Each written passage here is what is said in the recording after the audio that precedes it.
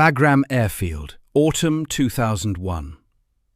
In the weeks immediately after NATO invoked Article 5 for the first time in the alliance's 52-year history, a combined special operations task force began assembling at the base north of Kabul. The Americans gave it a designation, Task Force 11. British SAS and Special Boat Service teams arrived before most coalition nations had completed their emergency consultations. The United States Army's own operational history of the Afghanistan campaign confirms what followed. In those early months, only US and UKSF played any major roles in Task Force 11. They shared the same planning rooms, the same intelligence feeds, the same target lists. They flew together and came back from the same objectives. The name that reportedly circulated from years of that closeness, from watching, from small observations that accumulate until they require a word, was night ghosts. American soldiers and operators who shared bases with British Special Forces in Afghanistan, by various accounts, began using that phrase. Its precise origin isn't traceable to any named primary source in the accessible record. No specific operator, no memoir passage, no testimony from a particular base in a particular year. The phrase moved through veteran stories and later through media coverage of the partnership. But the name, whatever its exact origin, describes something that the documented history of this partnership makes tangible.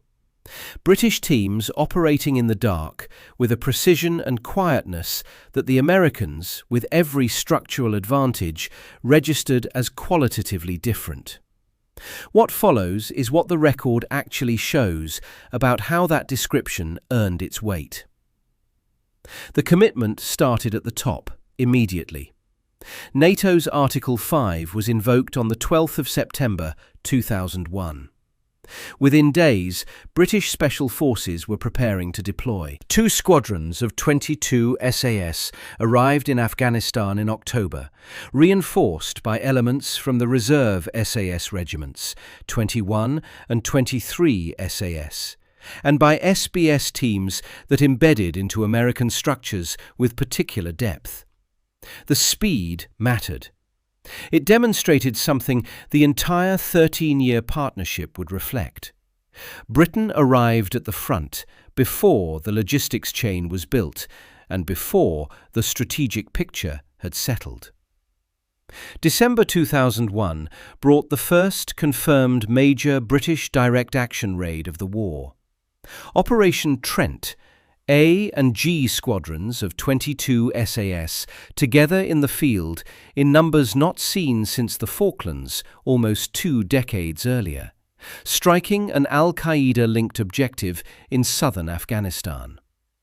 The mission included the regiment's first wartime high-altitude, low-opening parachute jump, operators dropping through Afghan airspace in darkness, free-falling before deploying canopies at low altitude, arriving on target without the noise or visual signature of a helicopter approach. US forces provided support. Operation Trent is one of a small number of named SAS Afghanistan missions that escaped classification into the public record. That the 13-year war produced so few publicly confirmable named operations, that the vast majority of what happened remains permanently sealed, is itself a fact. It defines the shape of what couldn't be discussed, which is its own kind of testimony. The American and British forces were running against the same targets, within the same intelligence architecture, using the same targeting logic. General Stanley McChrystal had refined that logic at JSOC across years of combat in Iraq, and when President Obama appointed him commander of US and coalition forces in Afghanistan on the 15th of June 2009, he carried it to the Afghan campaign at scale. The method was the F3 EAD cycle. Find a specific individual or network node. Fix their location with precision. Finish the raid. Exploit.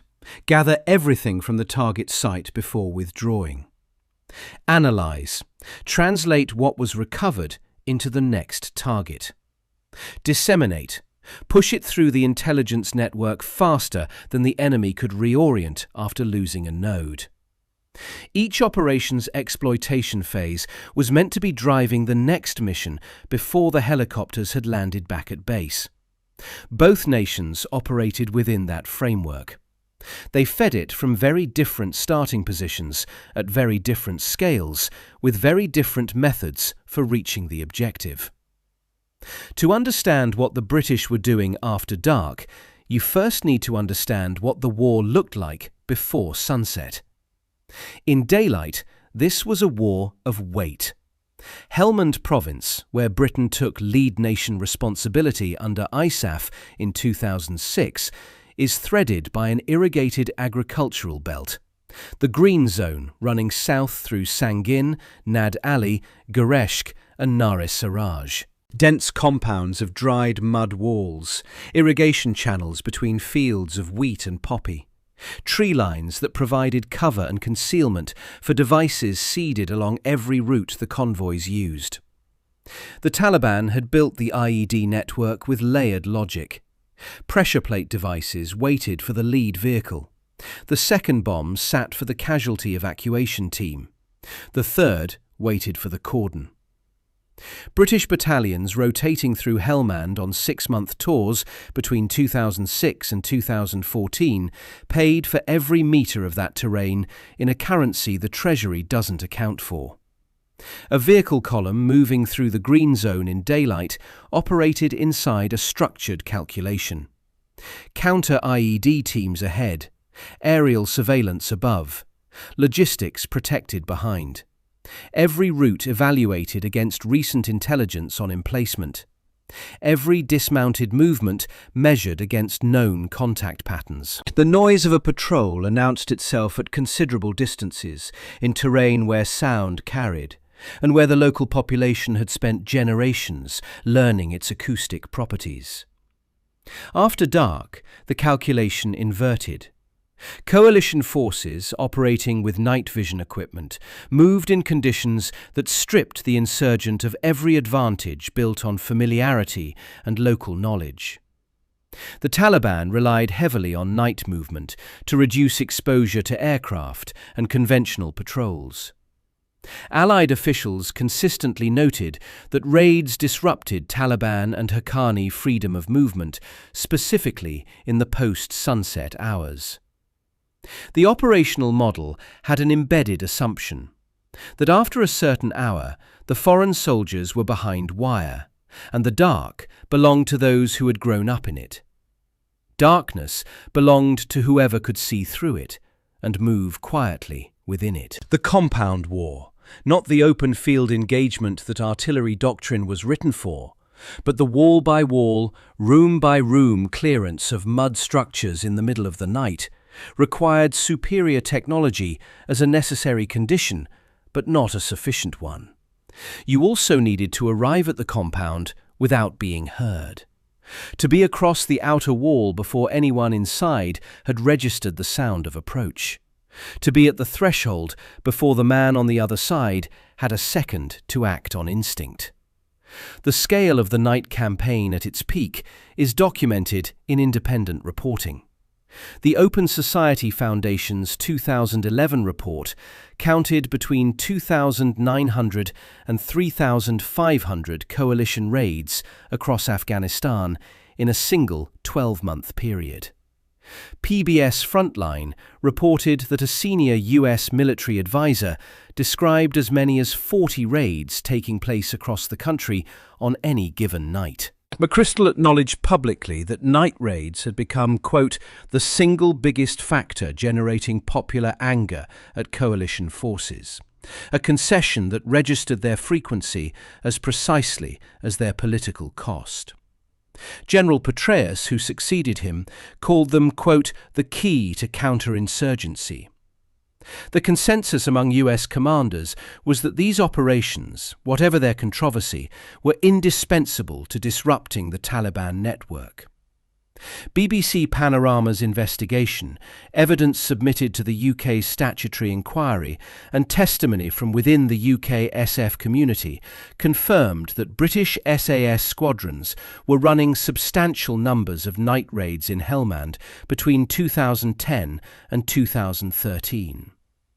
Testimony described the operations as deliberate detention operations, very fast-moving, very kinetic, night raids essentially, under the cover of dark, going after Taliban targets, bomb makers, people planting IEDs.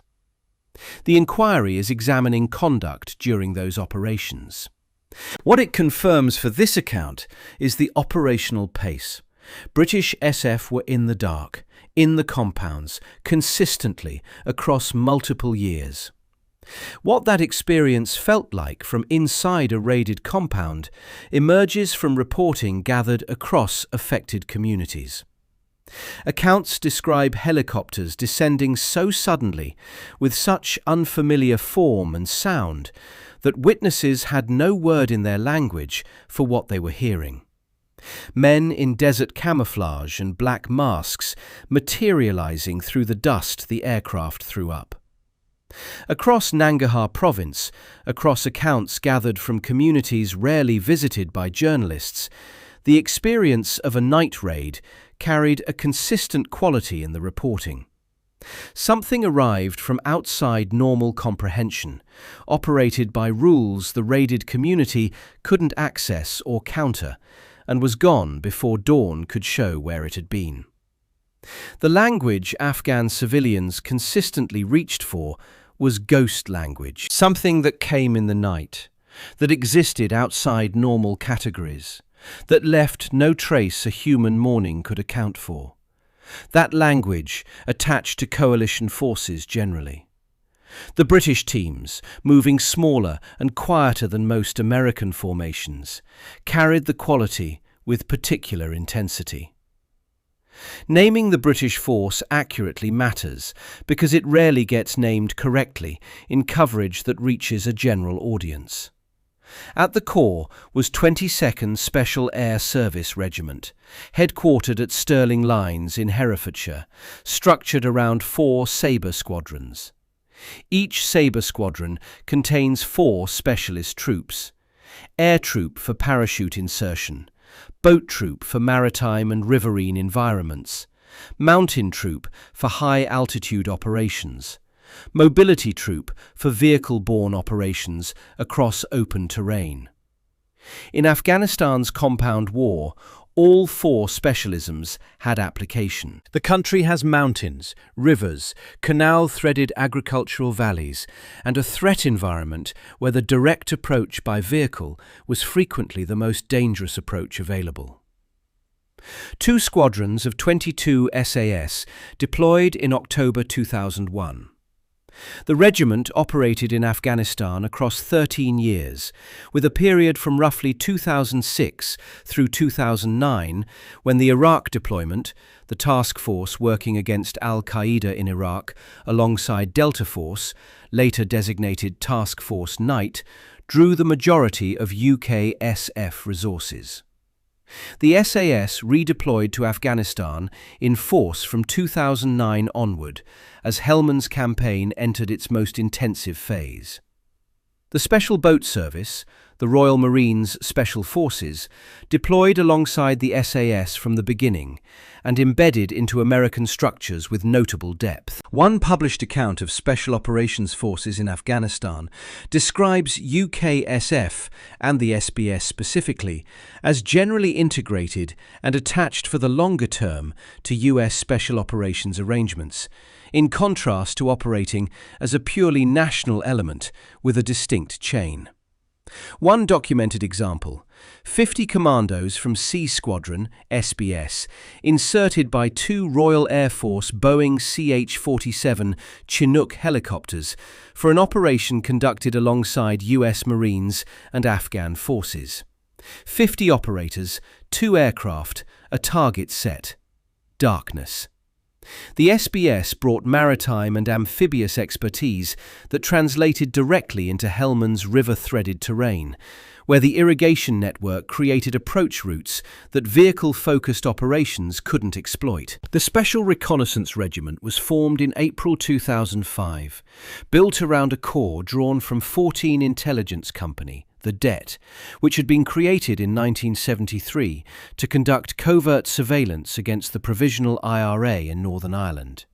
14 Company deployed operators into civilian cover in IRA-controlled communities, Belfast, South Armagh, East Tyrone. The mission was to watch, not to intervene, not to be identified, to watch for weeks or months without breaking cover, building the kind of intelligence picture that no signals intercept or aerial platform could develop on its own. The pattern of a specific individual's daily movement. The network of relationships visible only through sustained human observation. The precise moment when a target's location and behavior became certain enough to act. Operators who drew attention in South Armagh didn't receive a second chance. The patience embedded in that tradecraft wasn't temperamental. It was a professional survival requirement, refined over more than 2 decades against a sophisticated, locally embedded adversary who understood the surveillance game and tried to counter it.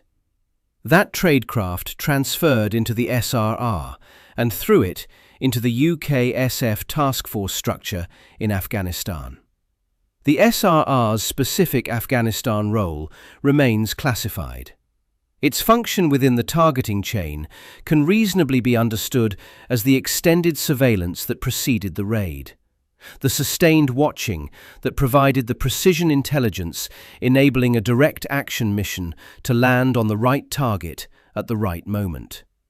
Combined with the SAS's direct action capability, it produced a targeting process that carried 14 companies' original quality. Patience extended until the target was certain.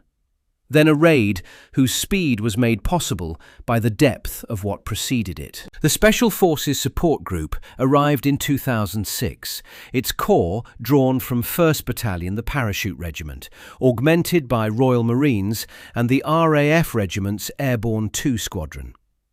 Simon Anglim's 2020 analysis in Military Strategy magazine describes the SFSG's role as mirroring the 75th Ranger Regiment's function within JSOC: cordon, fire support, blocking positions, quick reaction against counterattack.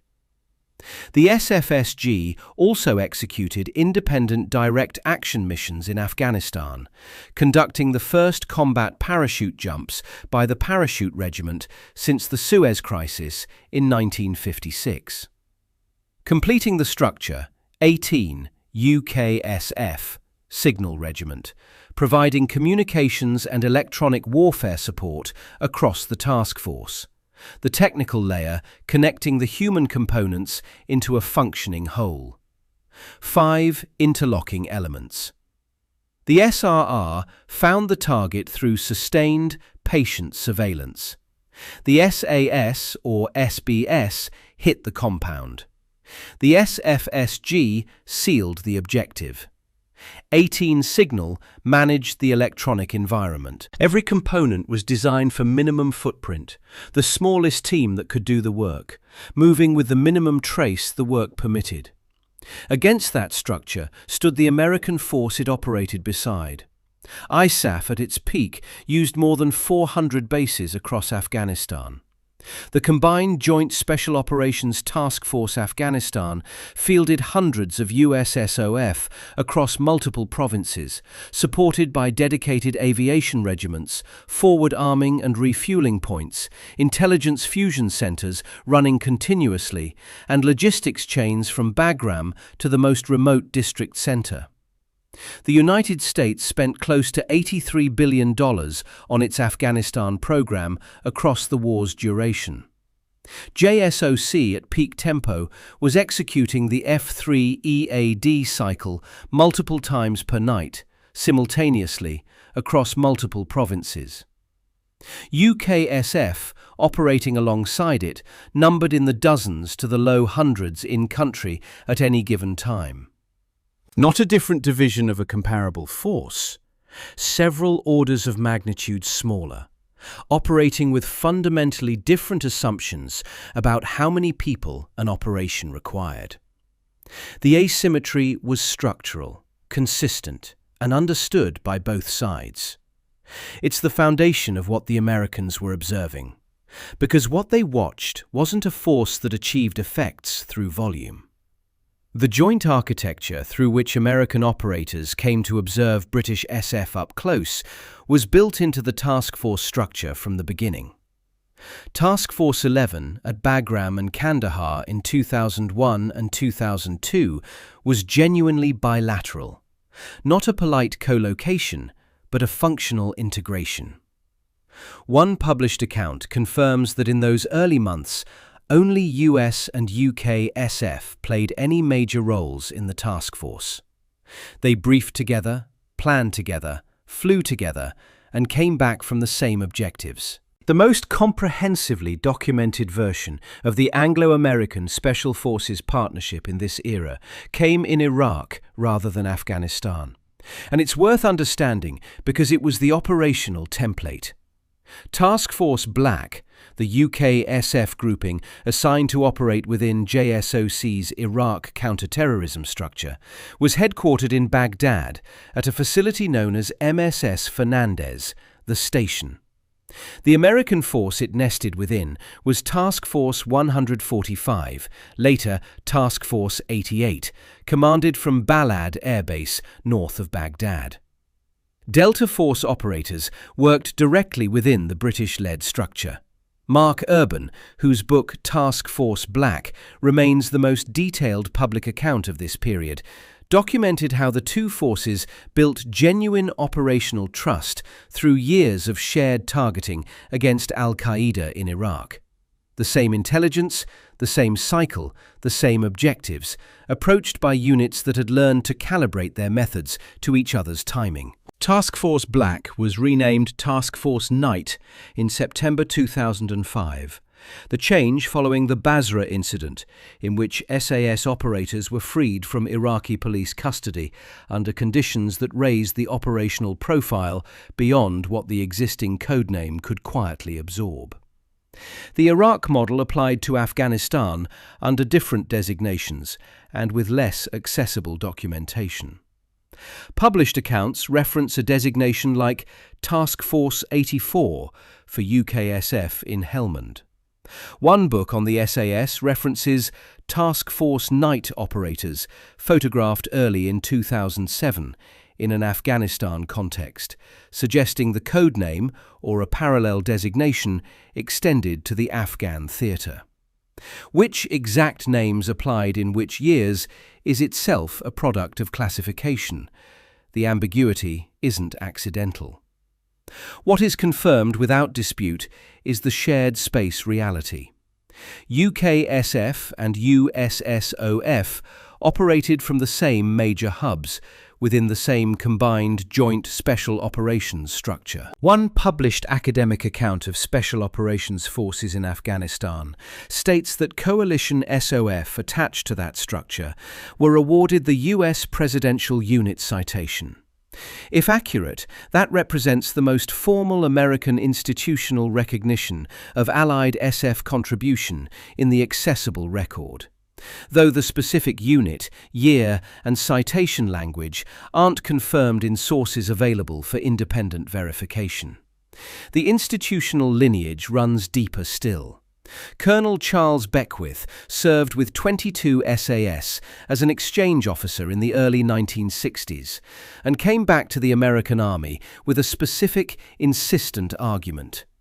The United States needed a unit built to SAS standards and methods.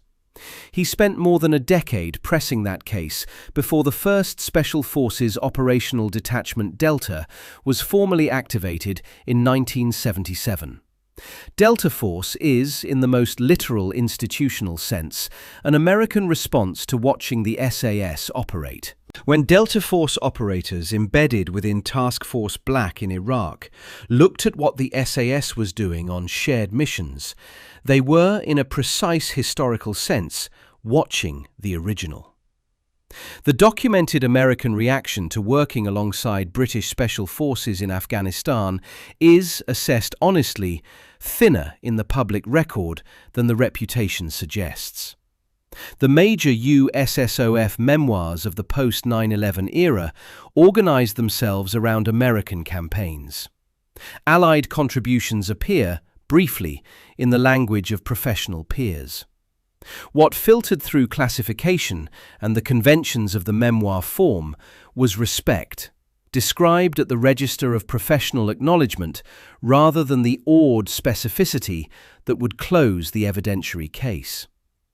American operators who worked beside UKSF teams in Afghanistan are bound by the same operational security constraints that seal the British record. Simon Anglim, whose 2020 analysis in Military Strategy magazine drew on interviews with active and former UKSF personnel, described the Anglo-American counter-terrorism partnership in terms provided by a UKSF officer known to him personally: the greatest counter-terrorist organisation in history. That description from a British officer describes something built jointly, a structure that required both nations' contributions to achieve what it achieved. One book, The Elite, A to Z of Modern Special Operations Forces, records, in an Iraq context, an American querying whether the US military possessed a comparable capability to what UKSF was demonstrating on shared operations. One data point in a sparse record. But it registers a moment of American acknowledgement, reaching for comparison and not finding an equivalent from a nation that does not habitually concede capability gaps to its allies. The contrast in operational footprint registered on shared bases without requiring classified briefings to observe. The American SOF presence was built for tempo and volume. Large forward operating bases, dedicated ISR platforms orbiting above target areas, intelligence fusion centers processing streams of signals and human intelligence simultaneously, quick reaction forces held at readiness to reinforce any mission that deteriorated. McChrystal's targeting machine was designed to run at extraordinary speed across multiple simultaneous operations. Its defining characteristic was throughput. The British approach came from a different set of structural assumptions, beginning with who was there. Every candidate for 22 SAS, the SBS, or the SRR had to have already served at least 3 years in demanding parent units before attempting selection. A 7-month process with a failure rate consistently above 90%. The SAS selection ran through the Brecon Beacons in progressively harder solo navigation exercises, carrying increasing loads over increasing distances in Welsh winter conditions, with no peer group, no communicated timeline, and no adjustment to the standard if it couldn't be met. Successful candidates for 22 SAS came disproportionately from the Parachute Regiment and the Foot Guards. The SBS drew overwhelmingly from the Royal Marines. By the time any of these men were operational with UKSF, they had passed demanding selection to enter their parent unit, then 7 months of SAS or SBS selection, then continuation training, then workup. Anglim's description: experienced soldiers showing approved levels of the determination, self-discipline, physical bravery, and mental agility to complete challenging missions deep inside hostile territory, is the institutionalized version of what the Americans on shared bases observed. Men who moved differently, planned differently, and looked at a compound in the dark and saw something that didn't begin with adding resources. The SRR's lineage contributed something less visible, but possibly most distinctive. 14 Intelligence Company had operated in Northern Ireland for more than 2 decades in conditions where a surveillance operator who moved too soon or drew attention didn't get another chance. The patience built into that tradecraft, watching a specific individual in a specific environment across weeks, building the intelligence picture that enabled a precise and actionable raid, wasn't something that could be procured. It was institutional knowledge about human behavior under observation, about remaining invisible to that behavior, accumulated over 2 decades against a sophisticated adversary who understood the surveillance game and tried to counter it. Digital platforms could see a compound from altitude. The SRR's lineage could tell you what one person inside it did at 2 in the morning, reliably, over weeks, before anyone had committed to a targeting timeline. On the shared base, the American force ran more missions. The British force ran missions where the intelligence had, by available account, been developed to a different depth of certainty. The scale paradox defines the analytical center of what the name came to describe. The United States built the largest, fastest, most technologically capable special operations structure in the history of warfare and deployed it to Afghanistan for 13 years. JSOC at peak tempo was running the F3 EAD cycle multiple times per night across multiple provinces simultaneously. The Rangers, Delta, SEAL Team 6 and the Green Berets operated at a throughput that would have been inconceivable to any previous generation of commanders. American SOF investment wasn't incremental. It was transformative, an attempt to industrialize the targeting cycle and run it faster than any enemy network could adapt to losing nodes. UKSF, operating alongside it, numbered in the dozens to low hundreds in country at any given time, several orders of magnitude smaller. Not a proportional reduction of the same approach, a structurally different approach, smaller by design, optimized for different qualities. The British government understood what it had and chose to protect it while cutting nearly everything else. Through a decade of post-2010 austerity that reduced the British Army from nearly 153,000 at the Cold War's end toward a projected 82,000, fewer than half Cold War strength, the Special Forces budget expanded. The 2015 Strategic Defence Review committed to more than doubling planned investment in Special Forces equipment while cutting Army manpower by thousands.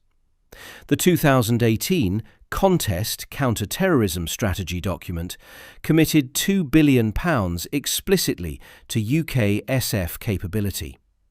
In 2009, the post of Director Special Forces was elevated from Brigadier to Major General. In British institutional language, a statement of expanding strategic responsibility, not administrative routine. The career pipeline that ran through 22 SAS Command confirms the institutional weight assigned to the regiment. 8 of the 15 previous commanding officers of 22 SAS went on to reach 3-star rank or above. General Peter de la Billière commanded British forces in the Gulf in 1990 and 1991. General Michael Rose commanded the United Nations Protection Force in Bosnia in 1994. Lieutenant General Sir Graham Lamb served as Deputy Commanding General of the multinational force in Iraq from 2006 to 2007. General Sir Mark Carlton Smith, former Commanding Officer of 22 SAS, former Director Special Forces, was appointed Chief of the General Staff in June 2018. That career pipeline does not exist for units without strategic consequence. Night Ghosts isn't a name that a numerically dominant force applies to a smaller ally when both are doing essentially the same thing. It emerges from a specific kind of observation, Watching a smaller force achieve effects that the ratio of input to output can't straightforwardly account for, reaching for language that fits the experience and landing on a word that exists outside the normal operational vocabulary. The Americans had more of everything. They watched the British achieve something with less that more didn't simply produce. The full record of what the British teams did in the dark in Afghanistan remains classified. And that isn't a caveat, it's part of the account. Britain's Ministry of Defence maintains consistent silence on UKSF operations. Parliament observes it routinely. Official histories are redacted where they touch special forces missions. The most detailed confirmed information about SAS night raid tempo in Helmand has emerged not from official British release, but from the UK statutory inquiry examining allegations of unlawful killings, a legal proceeding that compels disclosure of documents that classification would otherwise hold permanently sealed.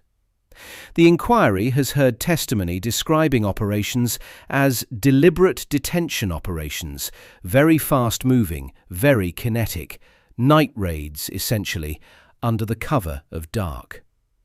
It has accessed classified materials confirming the scale and pace of operations across the 2010 to 2013 period.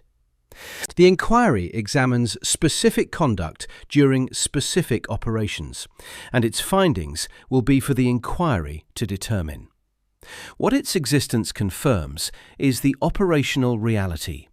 Sustained, high-tempo, small-team night operations in Helmand, at the frequency the testimonial record indicates. The Night Ghost's name sits in the same space that classification creates. It describes something real, the observable character of operations conducted at small scale, in the dark, against high-value targets, with a precision and quietness that the Americans on shared bases registered as distinctly different from what budget and technology alone could deliver. Whether that name originated on a specific base in a specific year, or whether it grew in the retellings of a war whose most effective chapters never reached daylight, the accessible record can't settle the question. The secrecy surrounding the operations ensures it probably never will. That ambiguity is appropriate. The operations were secret, the name was informal, the record is fragmentary. What isn't fragmentary is the structure of the partnership, the confirmed operational tempo, the institutional investment Britain made in these teams at a time when it was cutting almost everything else, and the career trajectories of the men who commanded them. The documented record builds a case around the name, even when the name itself resists documentation. The war in Afghanistan was fought in daylight by armies and in the dark by ghosts. The Americans had the bigger force, the better kit, the endless budget, and they still ended up associated with a name for the British that wasn't really a compliment so much as a confession, that they'd watched men disappear into the night and do what no amount of technology could straightforwardly replicate, and they didn't have a better word for it than ghosts. You can buy almost anything in modern war.